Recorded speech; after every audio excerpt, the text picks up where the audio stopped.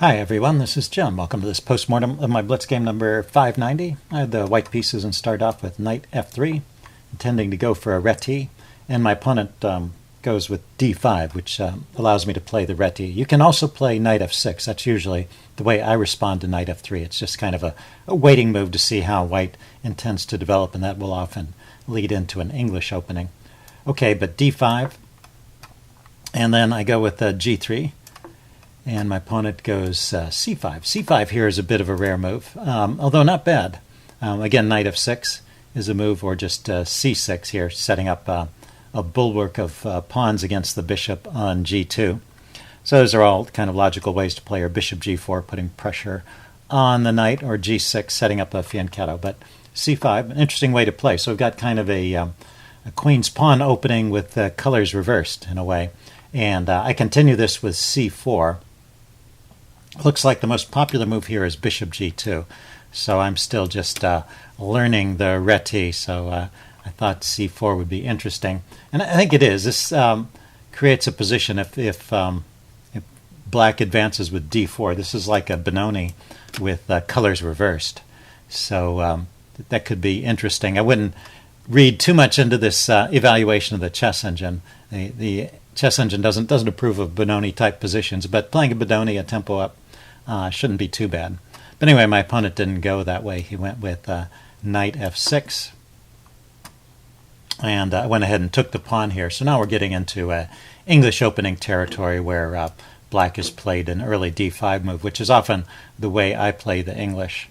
And then I went with bishop g2 here. I could also go with knight c3. And this is fine for both sides. I think this evaluation is correct.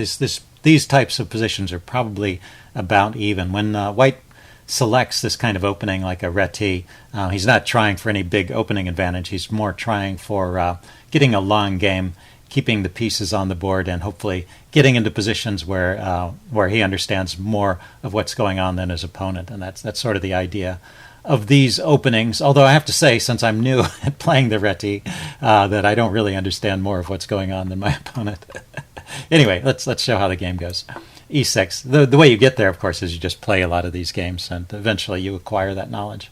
Once again, knight c3 looks like a good move here, but castling is okay. I wasn't sure if he might just take that off, and then what would I have? But let's see. He can go knight c6 here. He went bishop e7. Reasonable move. And I went with d3. So probably at this point, finally, I should play knight c3. I've kind of postponed it as long as it makes sense. If I was going to move the d-pawn, maybe d4, and claiming a little more space in the center is a more aggressive way to play it, and probably better. So d3 keeps in the same vein where I'm just, it's about even. I'm not claiming any kind of advantage out of the opening. He castled here. I play knight bd2.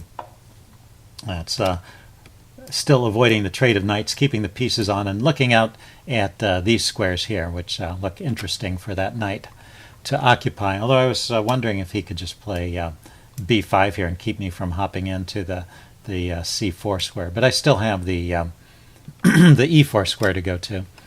Anyway, he went with knight c6. Looks like that's a good move. I went with a3. Wanted to keep his knights out of these dark squares here. He goes with the bishop d7. So just reasonable development, although what's the engine suggesting? e5. e5 is an interesting way to play, gaining more space in the center and setting up a reverse Maroczy bind, actually. So bishop d7. Knight c4. Finally get my knight to a good square, and I've got both my knights looking at e5. Goes queen c7. And now I went with e4 to chase his knight away. Yeah, the engine likes this. Okay. At some point it seems like you need to strike out and reclaim some of that space in the center. And this knight doesn't have a lot of good squares. Knight b6, I guess the move he chose is the better choice. If it goes to f6, I'm just curious about this, because kind of my natural instinct would be to retreat the knight back to f6, keep it around the king. Bishop to f4, hitting the queen. That's true. And can he play? He can't play. He can't play e5 here because I've got a lot of control on that square. Queen to d8, and rook to c1. And it seems like this leads to a pretty good position for white. So anyway, his choice of bringing the knight over here to b6 is the better choice. Let's say I still go bishop f4, and now he goes queen to d8, similar to the other line. And now rook to c1 is probably a good move here. I went knight ce5, just occupying the square. But after the exchange, he finds this nice move in bishop to... he throws in bishop to b5 first, activating this bishop. And we'll see eventually the point of this knight on b6. It's helping to control these squares, so it's not so easy for my knight to retreat here like I did in the game. Let's see, I went rook e1 now, unpinning this pawn. And then he goes bishop to f6. So this was a good play by black. And but I don't have to go down material at this point. I can play other moves here than what I played. I played knight c4, and the problem is he's just got good control of that square. But if I move the knight, this pawn is loose here, so it's a bit of a tricky situation. It takes a little bit of a tactical play here to save the position. So I like this idea with a4. It's one of the ideas that Chess Engine came up with. Play a4 to kick this bishop. And, if the bishop gives up the pressure on this c4 square, then it's easier for me to retreat here. So bishop to a6. If the bishop retreats back to one of these squares, I can just take it off with a knight at the gain of tempo and then save my pawn. Or if it goes all the way back here, that can't be that great for the bishop to go all the way back there. So the bishop retreats, and then I can push the pawn forward again, hitting the knight. Let's see, knight to c8 or knight to d7. Let's try knight d7. And then I can drop my knight back to c4 and hold on to things. Let's see, bishop takes, d takes, and bishop takes b2. I have rook here, chasing the bishop away and grabbing this pawn. So I come out okay, basically, with a kind of tactical move like that. Other ways to play are with h4. That's interesting, or rook to c1. Anyway, so this move here, knight c4, was not the best. And now if he were to take this off with the bishop, that's probably the best way to take. Then he would be basically up a pawn. He took with the knight, and I take back, and this kind of gains me a tempo in a way because his bishop takes back, and it's a little bit exposed here. So I have rook to c1 hitting the bishop, unpinning my b pawn, which not only was under attack, but it was also pinned. I couldn't just easily move it forward. And now he trades queens and plays his bishop to b3. Yeah, so that's a good move too. So he was finding a number of good moves here. Interesting play from black here.